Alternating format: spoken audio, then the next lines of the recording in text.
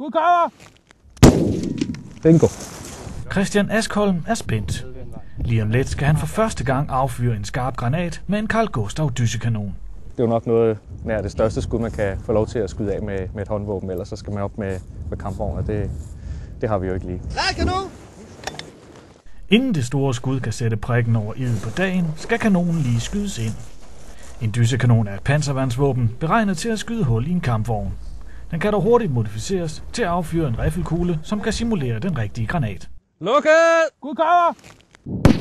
Det er et meget farligt våben. Den er lige så farlig bagud, som den er forud, og folk skal have alle deres legemer trukket ind bag ved kanonen, og skuddet går, og der er ingen vej tilbage, når der er trykket af. Så har folk legemer udenfor, så er det altså klippet af. Skarpskydning er farligt. Derfor skal der være styr på 3 ting. Det er sikkerheden og alt over sikkerhed.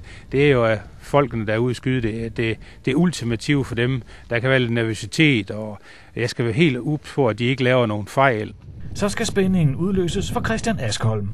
Nu er der ingen vej tilbage. Kanonen lades, der tages sigte.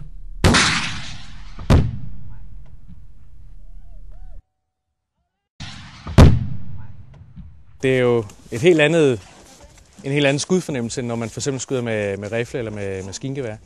Det er jo sådan meget massivt brag og et massivt tryk, man får ind på kroppen, men ikke specielt voldsomt. Sådan, det er ikke fysisk ubehageligt i den forstand, men der er tryk på.